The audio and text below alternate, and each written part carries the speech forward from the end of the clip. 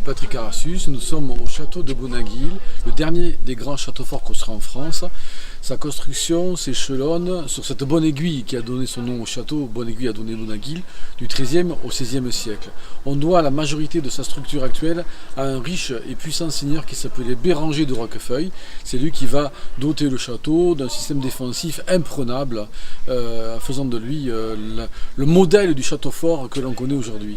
Ce château a été mal défendu ou pas défendu au moment de la Révolution puisqu'il a été pillé et c'est devenu une ruine. Mais heureusement il a été acheté par la commune de Fumel en 1860 et classé monument historique en 1862.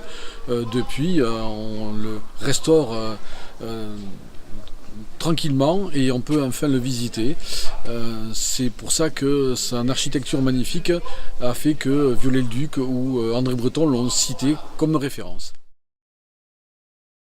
Alors le château se visite tous les jours d'avril à octobre.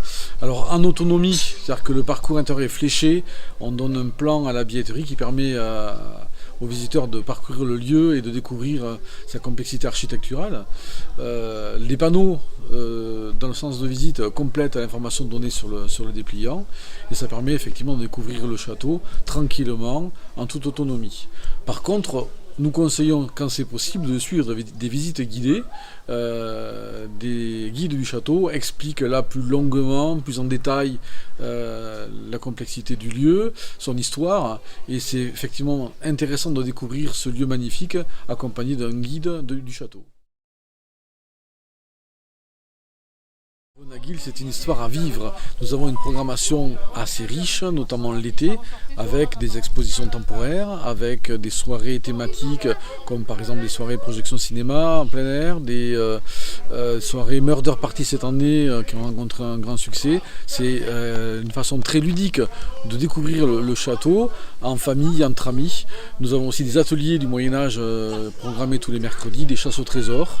Il ne faut pas oublier non plus le festival de théâtre qui se déroule dans le château la première semaine d'août et la fête médiévale qui d'habitude se déroule le premier week-end de juillet.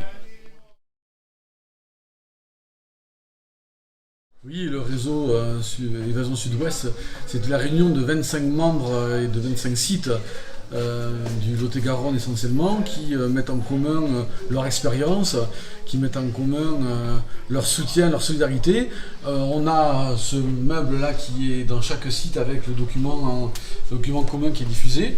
Mais nous collaborons ensemble, c'est-à-dire qu'on se soutient mutuellement, on échange des informations, c'est un vrai réseau et c'est un vrai plus aussi bien pour nous les professionnels que pour les visiteurs et les touristes de notre département.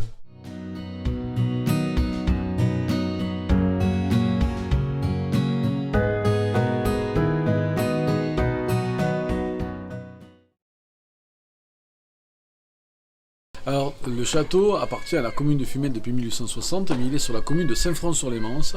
Nous sommes à 8 km de la ville de Fumel, entre Villeneuve-sur-Lot et Cahors, dans le Lot-et-Garonne.